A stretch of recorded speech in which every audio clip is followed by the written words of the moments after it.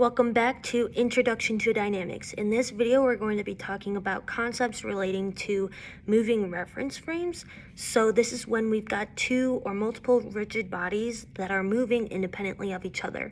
So we've got, let's say, two trains on two different train tracks, or we've got a boat moving and we've got a helicopter in the air.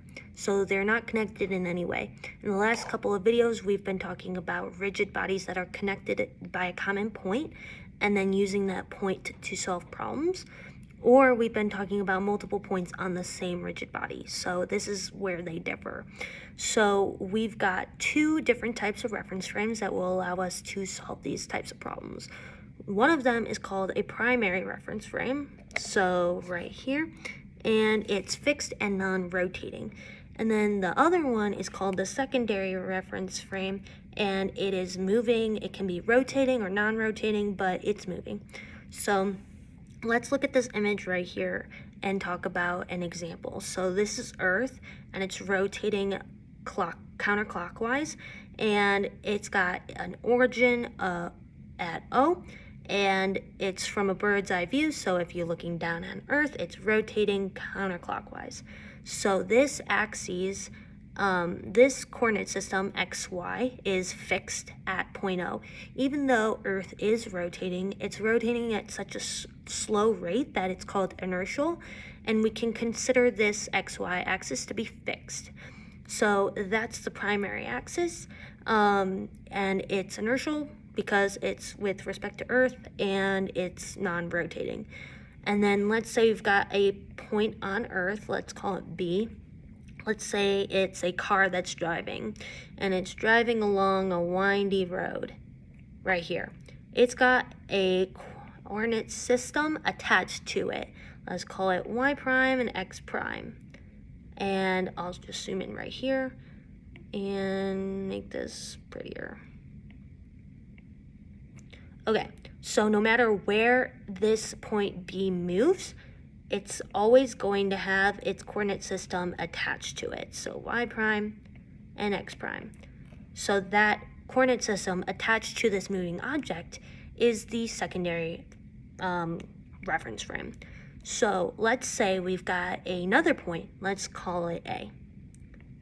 It can be a shooting star, it can be a plane flying in the sky, it can be a piece of space junk, but it's separate from B, and it's also got a velocity. So we can either describe this velocity of A from two different perspectives. We can describe it with respect to Earth, so the primary reference frame, or we can describe it with respect to this moving object B.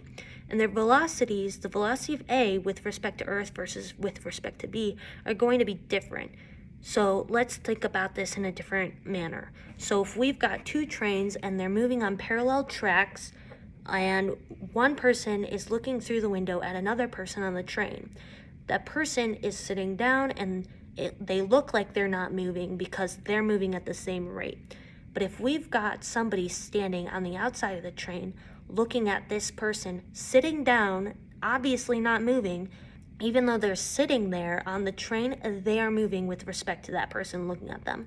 So the reference frame that you are describing the velocity of an object with respect to is very important because they will be different depending on which reference frame you are looking at. The velocity will be different. So that is important to think about when you're solving these problems. Which one is the primary reference frame and which one is the secondary?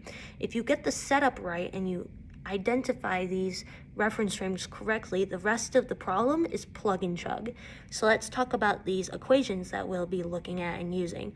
So this velocity equation right here, so we've got the velocity of A with respect to the primary reference frame equals the velocity of B relative to the primary reference frame plus the velocity of A relative, so that would be the velocity of A with respect to B. Then we've got the angular velocity of B with respect to the primary reference frame. So how is this moving object rotating with respect to this fixed axis? Then we've got the position vector from B to A. Then we have this acceleration of A with respect to the primary reference frame right here. And how you find that, all these terms remain the same.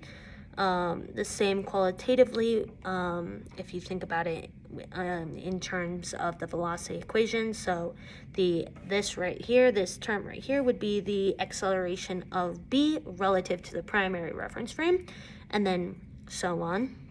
And then the only other difference in this equation would be this term right here, and that's the angular acceleration of the secondary reference frame relative to the primary reference frame. So then we've got this equation right here that is for planar problems.